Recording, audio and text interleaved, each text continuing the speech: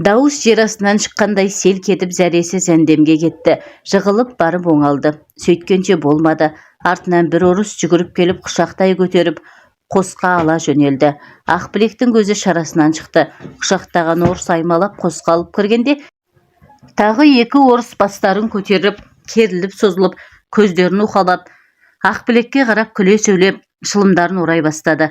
Алып келген манағы қолын артып жатқан жирен орыс екен. Ақбілекті аш белінен жібермей қысып, бетінен аузын ала ұмтылып еді. Ақбілек теріс қарап бұлқынып сүйгізбеді. Өзге орыстар жирен орысты мазақтағандай қарқ-қарқ күлісті. Олар күліп жаңылып отырғанда төрде жатқан ұзын бойлы ақ қыба қара мұрт орыс оянып қырынан жатып Ақбілекке көз салды. Ол өзгелердей сөйлескен де күлген де жоқ. Құба шыңға құлаш ұрған жез қапат бидақтай талма көзін талықсыда терең қиялға шомылды. Көп күліп жатқанда біреу сазарып отырса, оның жаны жұмбақ қой. Көп мұңайып отырғанда біреу күліп отырса, оның ажары да көңілі де бұрмақ қой. Жұмбақ нәрсе адамды құштар қылып қоймақ қой. Қарқылдасқан, қайғысыз, қамсыз көп орыс ортасындағы қара мұрттың елігі де Ақбілекке жұмбақ боп көрінді. Әлде өзіне бастас қылғысы келді ме, немесе одан бір жыл сөз күтті ме, болмаса елге біткен жеңсік қойлық мұны да жеңдім әйтеуір. Қапаста қапаланып жалынарға жан табылмай отырған Ақбілектің көзі еріксіз қара мұртқа түсті. Қара мұрт Ақбілектің жан жарасын әлде көзінен оқып білді ме, әлде басқа бір сезім кернемеді ме, кім білсін. Жирен орыс сүйем деп тағы кезенді. Ақбілек сырт беріп тыжырынды. Ашуланған адам шанаған ажырая қарап бірдеме деп шорт кесті. Жирен орыс та қыңбады. Ежірейіп басын сілкіп бірдеме деп тастады. Бірақ енді қайта сүюге қызға ұмтылмады. Өзгелері үндемей шылымдарын тартып болып тысқа шығып кеткенде қара мұрт Ақбілекке жылы қарап бір күрсінді де жирен орысқа ілгіде емес жапыраңдап сөйлей бастады. Алғашқы кезде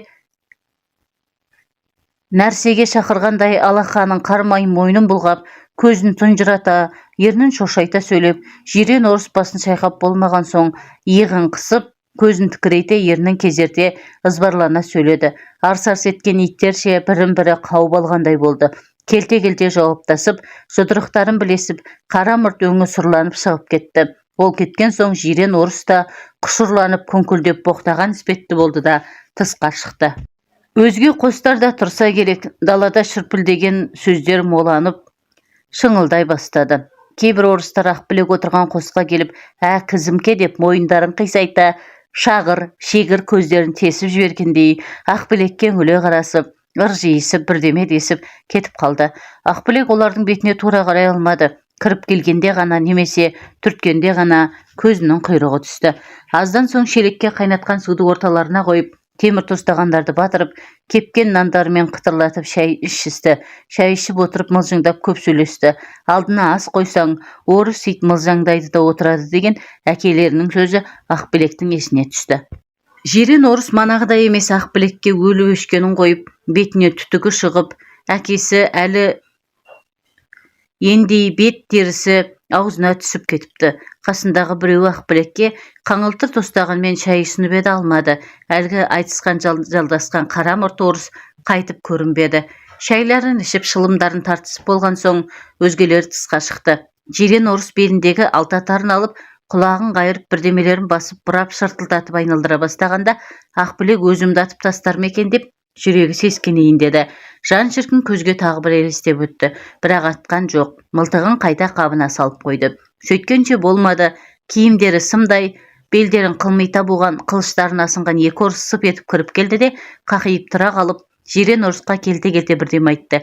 Жирен орыс бірақ ауыз жауап қайырды да, үн-түн жоқ киіне бастады. Киінді де Ақбілекті қолынан тартып тұрғызып қостан алып шықты.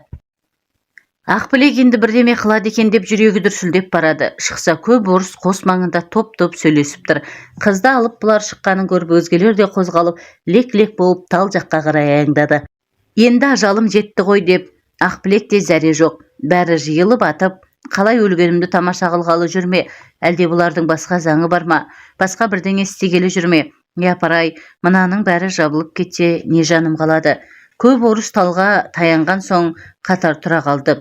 3 орыс шығып, анандай жазан қайға барып тұрысқа кезде жирен орыс Ақбілекті бауырына қысып, аузынан құшырлана үш сүйіп, қасына екі орысты ертіп, анау үш орысқа таман барды. Алтау болды.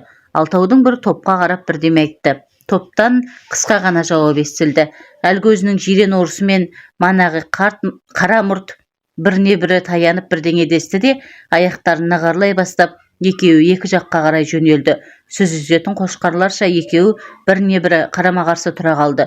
Сол кезде қалған төрт орыс кейінге шегініп, біреуі қолын көтеріп, раз, два, три деп қалуы мұң екен, алта тарларын қолына ұстатып тұрған екі қошқар басып жіберді. Түтін бұрқ етті. Орыстар тұра ұмтылды. Ақбілек енді не болар екен деп, ар жағында тұрғанда, мына жағынан қара мұрт орыс жүгіріп келіп, құшақтай алды. Өлген жирен орысты көп солдат алып кетті. Ақбілекті белінен құшақтап сүйемелеп қара мұрт қосқа келді. Өзіне таласып екі орыс бірін-бірі өлтіргенін Ақбілек сонда білді. Бірақ төбелесіп өлтіріспей, алыстан атып өлтіріскенін түсіне алмады. Қара мұрт шығып кетіп еді, бір уақытта қалпағын шекесіне салған сеңсең бас теке көз бұжыр сарын алып келді. Теке көз келе Ақбілекке аман қарындасым деп қолын ұсынды. Қазақша сөйлегені құлағына жылы тиіп, қолын ұсына түсті де қайта тартып алды. Жеп қоятындай сүзе қарады. Теке көз қазақша білетін тілмаш екен, Ақбілекпен сөйлесуге шақырыпты. Мына төре сені жақсы көрген. Бұл өзі үлкен төре, қорықпайтын кісі. Сен көргенде жүрегін түртіп, мына жері шыдамаған. Анау жігіттен сен маған бер деп сұраған, ол бермеген. Ол кішкене төре ғой, екеуі дауласқан, шатақ шыққан, содан дуэлге шығып атысқан, өзің көрдің ғой. Бұл сен үшін өлем деген, сонда да шыдаған. Сен бір орысты жақсы көрмеген, даладағы қазақтың қызысың. Сен қорықпа, саған ешкім тимейді. Мына төре сен ешкімге бермейді. Бұл сені қатын қылады. Өзге төрелер сені бәріміз қатын қыламыз деп еді, бұл кісі оған болмады. Ол жарамайды, онда бәріміз хайуан боламыз деді. Бұл көп білетін ақылды жігіт. Бұл да өзіңдей адамның баласы. Құдай біреу, жан біреу. Сен бұдан қорықпа, жақсы көр. Бұл кісі сені жақсы көреді, сені күтеді. Саған тамақ, киім әпереді. Саған жұмыс қалдырмайды. Қазақтікі қатын немене? Малай ғой, бай ұрады, соғады, жұмыс қылдырады. Бәрі кір болып, жаман болып жүреді. Біздікі орыс законы жақсы. Қатын дұрмайды, қолтықтағанды көрсетіп, бұлай ұстап жүреді, театрға барады, көйлайт қылады деп, Ақбілекті үйір қылам деп теке көз көп сөйледі. Анда-санда қара мұрт оған сөз үйретіп тұрды. Ақбілек көнетоз жасыл биқасап шапанын көзіне түсіре бүркеніп, беті бәкіше бүктеліп, бас аяғы кірпіше жиырылып, құнысып, жасы мөлдіреген қара көзін жыбылықтатып, қара мұртқа анда-санда көз қиығын бір жіберіп, үрейлене тыңдады. Орыс сөйлеп тұр. Оның көп сөзі миына қонбайды. Үлкен төре деп мақтайды. Төре болса қайтейін, бұның іздеген орыстың төресі ме еді? Киім тамақ әпереді дейді. Соларға зар болып осылардан сұрауға келіп отырған-ау. Шаруаны қатын істемейді дейді. Енді кім істемекші? Бекболатқа десе Ақбілек малай болар ма еді? Өзі де істер еді, малшы қатын да алар еді. Байы ұрыспаса ұрмаса қатын қайда кетпейді. Қатын не істемекші? Мұның бірде-бірі құлағына бармады. Жалғыз Ақбілек үшін қара мұрттың жанын қиғаны рас. Ендеше жақсы көргені рас. Ендеше жақсы көргенде Ақбілек сұлу екен. Қазақ тұрсын орыстың боздақ жігіті де қызығады екен. Жанын қияды екен. Әйелге бұдан артық кім бола ма? Оның үстіне Ақбілек енді көп орыстың талқысына түспейді. Асыл қазынасын бір-ақ кісіге қияды. Қандай кісіге? Өзі үшін жанын қиған ер жігітке. Бірақ ойбай-ау, ер жігіт деп отырған аузы түкті кәпір ғой. Әлгі дәретсіз, сүндетсіз, түрегеп сиетін, шошқа етін жейтін, арақ ішетін, темекі сасыған, елді қыран жапқандай қылып, қамшы қылыш мылтық ойнататын, мейірімсіз шадыр мінез орыс емес пе? Шынымен осы орысты ескегені ме? Шынымен ақ төсіне арам денен ойнақтатып, ашылмаған қауынын арам пышаққа жарғызғаны ма? Соны ойлаған кезде ақ торғын маңдайынан тік екі сызық көріне қалады. Апасы есіне түседі де көзінен екі моншақ домалап кетеді. Жан апасы бұл үшін өліп кетті-ау. Тым болмаса бір ауыз тіл қатуға да мұршасы келтірмеді-ау. Жан апасынан мәңгілік айырылып, басы қаралы, жүзі жаралы болып отырып, не бетімен бай іздеген. Апасын өлтіріп кеткен, өзін тартып әкелген. Ауылын шапқан талаған орыстың тұқымына неғып өз еркімен көнгені. Ел қайда, бұл қайда. Әкесі ауылы не күйде. Ақбілек туралы олар не ойлап жатыр десейші. Сорлы қызымды өлтіріп тастады ма екен, әлде не қылды деп әкесі неғып жаны шыдап отыр екен. Күйеу келмек еді. Түндегі қуған, оққа ұшқан әлде сол емес пе екен. Тірі қалып Құдай жазып, көретін кім болса, Күйеуіне не бетімен жолықпақ? Ойпыр-ай, мұндай да сорлы, мұндай да масқара болған қазақта әйел бар деймісің? Бұл қорлықты кім көрді дейсің? Осының бәріне шыдап неғып өлмей тірі отыр? Түндегі оқ апасына тигенше бұған тимегенін қарасайшы. Алдарты тұйық қараңғылық не болар белгісіз. Сонда да Ақбілек тірі, Ақбілек сұлу, ол елден асты. Қазақ тұрсын атағын орыс естіп, іздеп келіп алып қашты. Әуелгі кезде Ақбілек қолға түскен құралайдай, екі көзі мөлдіреп, көп ит анталаған күшіктей құнысып, маңайындағы жанның бәрін жан алғыштай көріп үркіп елегізіп жүрсе де, анасын, ауылын ойлап аузына дәм салмай, аштан қатып бүк түсіп көрсе де, әрі-беріден соң шыбын жаны түскір шыдатпады, мезгілсіз өле алмады. Өмір шіркін еткен сонша тәтті болды екен. Адам дегеніңіз басқа түссе баспақшы болады екен. Абақты екеш абақтыға да, зынданға да, соғысқа да жүре-жүре адамның еті үйреніп көндігіп кетеді деседі. Өлім жазасына бұйырылғанын естіген адам да тамақ жеп, ұйықтап, өмір сүруден безе алмайды деседі. Дүниеде адамнан көнгіш мақұлық бар дейсіз бе? Ақбілек бірте-бірте тұтқынға еті өлгендей, бойын үйреткендей болды. Жан шіркіннің тәттілігі ме, қорыққандық па, қорғансыздық па, немесе алғаш етін ашқан адам ыстық көрінгендік пе, әйтеуір қарамұрт сүй десе, Ақбілекте оның бетіне ернін тигізіп, күл десе ол да езу тартқан болып, сөйле десе ол да бұлдырақтап, үлі-бүлі тебені қағып, не деген ырқына көне берді. Қарамұрт Ақбілектің қасынан екі елі айырылмайды. Қолтығынан ұстап, белінен құшақтап, тауды, орманды қыдыртады. Жеміс теріп береді, шашына, омырауына күздің солған гүлін қадап береді. Көк шалғынға ұнап құшақтасып жатады. Тау өлкесінде бұлаққа барып, Ақбілектің мәсісін шешіп, аяғын суға малып, ақ балтырына қара мұртын жыбырлатып сүйеді. Ақбілек шаршаса мойнынан құшақтап, тақымына бір қолын салып, көлденең көтеріп жүреді. Шайды өз қолымен ішкізеді. Нанды, етті өз қолымен аузына апарады. Екеуіне төсекті қағып сілкіп, қостың ірге жағына өзі салып, өзінің сұр шекпенімен қымтап, бауырына басып жатады. Ернін жеп қоятындай құшырланып, ұзақ сүйіп, қатты қысып, о жер бұ жерін ұстап қытықтағанда, Ақбілектің жүрегі аузына тығылып, тамырлары тұтанып, жанып кеткендей тұла бойы шымырлап, көзін жұмып, өзін өзі ұмытып, әлсіреп, керіліп жатады. Содан кейінгіні өзі де білмейді, басқа бір дүниеге кіргендей болады. Осынша өліп өшіп өзеуреп, еркек басымен әйелге мұнша кішірейіп, ит сияқтанып аяғына шейін жалағанын Ақбілек түсіне алмайды. Мені алдаймын, жұбатамын деп істей ме, жоқ шынымен жақсы көргені ме, болмаса көптен әйел көрмей құмартқаны ма, әйтеуір одан арғысын болжай алмайды. Қайткенмен Қарамұрттың қылығының бәрі жат. Кейде Ақбілек сонша бәйек болып отырғанына, еркек басына ят қой деп жиренеді, өзін өзі жұбатқан болады. Қалайда екеуінің арасы жер мен көк тәрізді. Дене жақындығы болғанмен, жан жақындығы жоқ тәрізді. Бір күні қас қарайған кезде орыстар бір жаққа баратындай қару-жарақтарын қамдап, мылтықтарын сытырлатып, оқтап, ер тоқымдарын салдырлатып, балдырлап сөйлеп, аттарын ерттеп, әбігерлене бастады. Қарамұртпен екеуі тоғай аралап келгені жаңа еді. Ақбілек қосқа кіріп, солдат көрпенің үстіне шынтақтап уһлеп, ауылы есіне түсіп, босаға жақтағы қара стауға көзі түсіп жатыр еді. Даладағы олай-бұлай жүгірісіп, ат ерттесіп, әр жерде көбірлескен көп орыстарға Қарамұрт барып бірталай сөйлесті. Қабағы түсіп, түсі сұрланып қайтып келді де, о да мылтықтарын түртіп, оқшантайларына оқ толтырып, киім, ер тоқымдарын жинап, қамдануға кірісті. Ақбілек басын көтеріп алып, қайда барасың дегендей, Қарамұртқа таңдана, үрейлене қарады. Қарамұрттың көзінің қырығымен қарап қалса да, көрмеген кісі тәрізденіп, төмен қарап, күйбеңдей берді. Бір мезгілде тысқа шығып кетіп, тілмәшін алып келді. Біз соғысқа барамыз, сен қайтесің деді Ақбілекке. Ақбілек көзі бажырайып, не дерін білмей сасып қалды. Қайда болғың келеді деп тағы сұрағанда, Ақбілек мойнын әнтек қисайтып, бұғағын бұлтитып, жалынған назданған дауыспен, ауылыма қайтармайсыз ба деді. Қарамұрт басын шайқады. Ақбілек кірпігін жыпылықтатып жерге қарады. Тілмәш тағы сұрағанда Ақбілек, тым болмаса жақын жердегі бір ауылға жеткізсеңіз деп, көзіне жас мөлдіреп келіп қалды. Қарамұрт басын тағы бір шайқады да, бізбен бірге жүргің келмейді ме деді. Соғысқа ма деді Ақбілек, еңсесін бүкшейтіп. Соғысқа деді Қарамұрт, иегін бір қағып. Ақбілек басын шайқады. Ендеше мені осында тастап кетіңіз деді. Түнде жалғыз өзің қорықпайсың ба?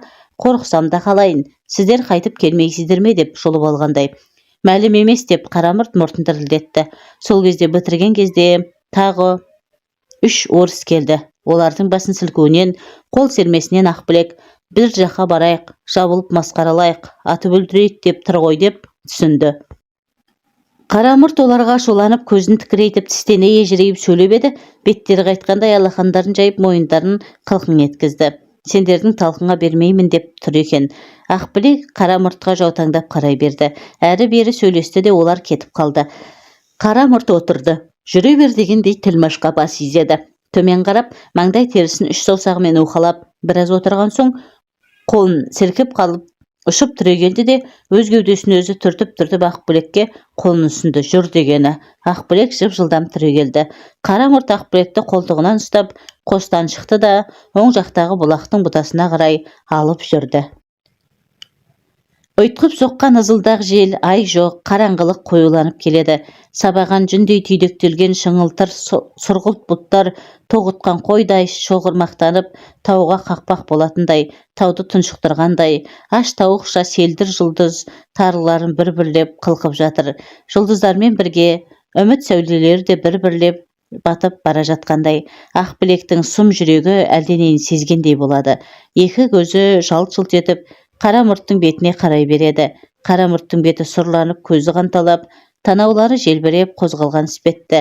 Аяқ басуы қатаң. Ақбілекке ұнамайды. Жүрегі қысылып, өкпесі аузына тығыла берді. Шеткі шоқ талдан асып, көп тал мен арадағы алаңқайға барғанда Қарамұрт тоқтады. Ақбілектің бетіне тура қарап біраз тұрды. Құшақтап қысып, аузынан 3 рет құшырлана сүйді. Осылай тұр дегендей, екі иығынан басып қалды. 5-6 адымдай жерге барып тұра қалды. Алтатарын алып Ақбілекке кезене бергенде, Ақбілек шаңқ етіп безілдей кезеулі мылтыққа қарсы тұра жүгірді. Қарамұрттың кезенген қолы сылқ етті. Алтатары жерге түсіп кетті. Мені неге атасың? Не жазығым бар еді, ағатай-ай, не қылдым деп Ақбілек зарланып жылап, өне бойы қалшылдап, Қарамұрттың мойнынан құшып аймалап сүймесін бе. Қарамұрт қолын салмақпен көтеріп, керенау құшақтап, арқаға қақты. Аяғандай болды. Бетіне біраз қарап тұрды да мылтығын қабына салып, Ақбілекті қосқа қайта алып жүрді. Қосқа келген соң тілмәшін шақырып алып айтқаны: мен сені сүйдім, сен үшін жанымды қидым. Өзімнен кейін өзгенің сүйгенін қаламаймын деді. Ақбілектің іші мұздай болып кетті. Ой жасаған, орысқа сенім жоқ екен ғой. Әнеу күннен бері ерлі-байлы кісідей болып жүріп, кетер күні өлтіріп кетем деген неткен өзімшілдік, неткен тасбауырлық, неткен қанішерлік. Орыс шіркін өзім ғана өмір сүрсем дейді екен-ау, өзгені жан екен десейші, аяу деген болсайшы деген ойлар дереу сап ете түсті де дереу айла тапқысы келді. Мені өлтірме, қасықтай қанымды қи. Мен саған тағы керек болмасымды қайдан білесің? Мен түсімде саған еріп қалаға барып жүредім. Сен бұл жолдан аман есен қайтарсың, еліңе аман барарсың деді. Жақсы сөз жарым ырыс деген мәтел өте-мөте өлімге бара жатқан адамға жылы тисе керек. Қарамұрт Ақбілектің әлгі сөзін ырым көріп, сенің де айтқаның келсін дегендей аузынан сүйді. Сам жамырап, ел орынға отырған кезде орыстар бастығының ақырып қалған даусымен қаздай шұбырып, асудың тар аузына қарай арқандай созылды. Ақбілектің жанын жынның ойнағандай ойрандап кеткен озбыр омырау, өксікті күндер орыс мінген аттардың аяғымен бірге алыстап бара жатты. Тұқыр ұзаған сайын алла-алла деген лебіз кеудені керіп, ауыздан еріксіз ағылуда еді. Көшкен орыстың жұртында бұралқы күшіктей қаңғырып, Ақбілек жалғыз қалса да жалғыздығына өкінген жоқ. Орыстың оғынан өлгеннен де құлазыған иесіз тауда тентіреп өлгенін артық көрді. Орыстардың дыбысы өшкенше, құтқарғаның шын ба жасаған дегендей, арттарынан топырақ шашып қарасы өшкен соң, ух деп демін бір алып, төңірегіне көз салды. Соңғы күндері неге екенін қайдам Ақбілек күйеуін көп ойлайтын күйге ұшырады. Бұрын бозбалаға да онша телміре қарамаушы еді. Еркекті аға өзін қарындас деп санаушы еді. Күйеуінен өзге бозбаланы берісі әзілдеуге, орамал тастасып беттен сүюге болады, бірақ қойнына жатқызуға болмайды деп ойлаушы еді. Енді еркек көрсе, қойынға жатқаны, құшақтағаны қандай екен деп ойлайтын болды. Киімшең еркекті жалаңаш түрінде көзіне елестеткісі келеді. Ол ойынан өзі ұялып, безейін десе, безе алмады. Япыр-ау, мұным қалай? Ұят-ау, шынымен бұзылып кеткенім бе? қатын болғаным ба деп таңданар еді. Әйел біткеннің бәрі осылай ойлай ма екен, жалғыз мен бекем деген сұрау келсе де, Ұрқия бұзылған екен деп ойлар деп сақтанушы еді. Өйткені Ұрқияның кезінде әлі бала ғой, кеше ғана қолында өсті ғой. Күндерден күн асқан сайын Ақбілектің күйеуін көксеуі толғақша жиілене берді. Күйеуін ойламаса отыра алмайды. Ойлау тұрсын тілейді, тілеу тұрсын ынтық болады. Үй оңаша болса Ақбілек керіліп созылып, шалқасынан жатып көзін жұмып қиялына күйеуін әкеледі. Құшақтаса, сүйсе, сонда құмары тарқайтын тәрізді. Көп ұзамай Ақбілектің әкесі екінші рет үйленеді. Ас ішіп жұрт тараған соң қатындар төрге төсек салуға кірісті. Кекселеу қатын бәйбішенің құс төсегін көпіртіп, 220 алақанмен шартылдатып, байдың орнына салды. Оны көргенде Ақбілектің іші қазандай қайнады.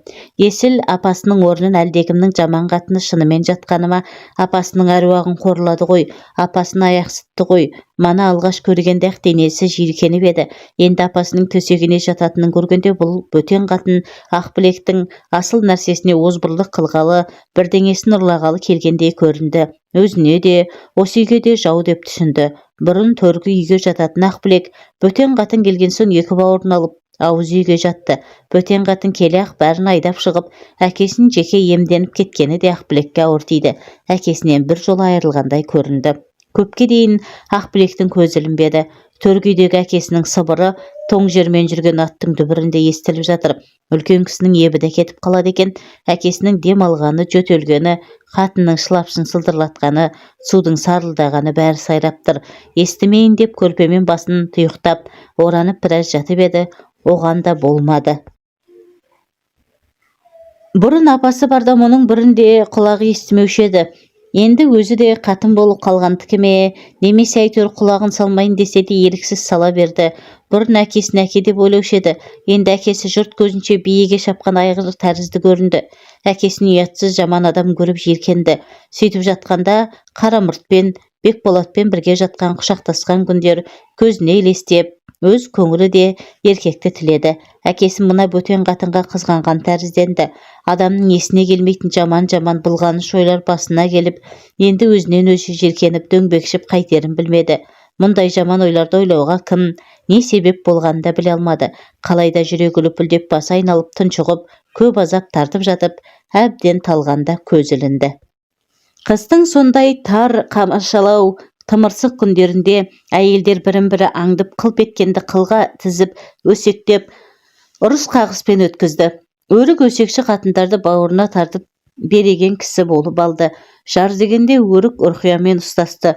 Ақбілекті азғырып өзіне қаршыға қылып салатын Ұрқия деп ұқты. Ұрқия келсе, бас терісі аузына түсіп, кірпідей жиырылды. Пәлез деген адамға сылтау табылмай тұра ма? Bir gün Ұрқияға қу бас қаншық келмей ме? Маңымнан көш жер аулақ жүр деп, ит терісін басына қаптап айдап шықты. Ұрқия да тоқалдың мінездерін ауыл үйге даттап, өзіне тілеулестер тапты. Сөйтіп Мамырбай ауылы екідай партия болды. Bir жағы өрік бастасқан көршілердің қатыны, екінші жағы Ұрқия, Ақбілек бастасқан ауылдың көпшілігі. Ақсақалдарынан ұрттап, жалайтын бар кедей қатындарын тамаққа сатылып өрікке ауды. Өз ауыз ашар өзінде кісіге жалынышты емес Ұрқия мен Ақбілек жаққа шықты. Партия болған соң біреуді аяйма, бірін-бірі мұқатуға тырысып, өтірікті өсекті өрбіте берді. Кімнің не міні, не жамандығы бар, бәрі де терілді, қазылды. Талай бит астындағы жасырын сырлар жарыққа шықты. Осы қазбалаудың аңдысудың салдарынан Ақбілектің екі қабат екені де мәлім болды. Бұл хабарды естігенде өрік өлген байы тіріліп екі баласы қолына тигендей қуанды. Дүниеде әйел бір-бірімен өштеспесін. Әйел өштессе, аяу дегенді білмейді. Ар ұятты, адамгершілікті ұмытады. Қайғайдағы жараның аузын жұлып алатын нәзік жанды жерді аңдиды. Қайғайдағы жан жорлық былық іске кіріседі. Әйел шақса шаяннан бетер шағады. Әйел өмірі кешірмейді. Ақбілек екі қабат деген сөзді құлағы шалғанда өрік. Шешесінің күйік екен десе мұқылеп жата беретіні, кемзалының түймесін салмайтыны, шапанын арқасынан тастамайтын сол екен ғой деді. Содан кейін өрік бір талайға дейін Ақбілекпен араздығын ұмытқан кісідей сөйлесіп, жылы шырап, жылмаңдай қалды. Неге бетіп жүрген Ақбілек түсіне алмай, тамсанды да жүрді. бір күн Ақбілек тысқа шыққалы түрегеліп еді, өрік қамқорсып, ішіңе жел қарысар түймеңді салып шықсайшы деді. Шын екенін, аярлық екенін біле алмай, Ақбілек күдіктеніп, кірпігі мұңая бір қағып, үндемей шығып кетті. Тағы бір күні өрік әбдіре ақтарып, төрт көз сантоп тауып алып Ақбілекпен ақылдасқан болып, өзіне қынама пішті. Өз кемзалын ұнатпай, Ақбілектің кемзалына салып пішуді қалап, қарағым, сен кемзалың маған құйып қойғандай шығар, белінің қиғанын көрейін, түймеңді салшы деді. Енді аярлық екенін Ақбілек сезді. Мен киюшімем, өлшесең өз бойыңа өлшей бер деп кемзалын шешіп лақтырып жіберді. Өрік әлі де көзі жетпегендей таңертең Ақбілек ұйықтап жатқанда ақырын барып көрпесін ашып қарады. Ішіне суық қол тигенде Ақбілек шошып оянды. Немене бұлғым деп үркіп түрегеліп еді. Өрік көрпең ашылып қалғанға жауып жатырмын деп жұбатқан болды. Өрік өз көзін жеткізді. Қапысы жоқ, дәл өзі. Бейшара құны қалғандай неге сонша қудырылады екен? Ақбілек бірдеңесін алды ма, тегі құны қалған ғой. Құны емей немене, екі баласынан айырылып, Ақбілектің әкесі сатып алды. Мынау шалдың екі кішкене баласын көргенде өз балалар есіне түсіп, олар не болып жүр екен деп ішін жарып жібергендей болушы еді. Ит ашуын тырнадан алатынын кері ғой. Көзіне көрінгені әлі жеткен Ақбілек еді. Бірақ өрік байға бауыр басқандай, дүниені бала қылғандай, өз балаларын өткен күнін ұмытуға да айналып бара жатыр еді. Оның күйттегені көбінесе жаңа өмірдің қызық шыжығы еді. Ақбілекпен өштік әуелде өткен күнін көксеуден туса да, жүре-жүре ол себеп ұмытылып, енді тек өштіктің қызығына түскендігінен өшігуші еді. Жығылғанға жұдырық оған өнер, мақтан есепті көрінуші еді. Өткен адам айуанның айуаны ғой. Кімнің басына зобалаң туса, соны табалауға, мұқатуға, одан әрі батпаққа батыруға құмартып тұрады. Табаласа, аяғымен таптаса, сонда айызы қанады. Әсіресе ел мақтаған кірсіз адамды кірлеуге жаны өш болады. Өйткені кір көңіл адам кірсіздікті көре алмайды, күндейді. Оны да өзімен бастас, өзіндей қылуға тырысады. Қыстың аяқ кезінде өрік ақсақалды әбден өзіме қараттым ғой деп сенім күшейген кезде Ақбілектен ақтық көңілін шығаруға екі қабат екенін ескертті. Ақсақал аяғының астынан аю шыға келгендей шошыды. Қой, өй дей берді. Қатын жанын беріп сендірді. Оны азсынсаң дегендей босанаты мезгілі де таяу екенін білдірді. Ақсақал абдырады, састы, қысылды, жан терге түсті. Бұл қыз қасиетінен айырылды деп өкініп, қызғанып, жиреніп жүрген үстіне мына хабар төбесінен жай түскендей болды. Түнеу күні әбден ауылына барғанда Ақбілекті басқа жерге бермеп көп сөз байласып қайтқан еді. Ол беретін жерден хабар болмай кетіп еді. Әбеннің тіліне сеніп, қызымды Бекболатқа бермеймін деп, сүттей үйіп отырған құдасына сәлем айтып жіберіп еді.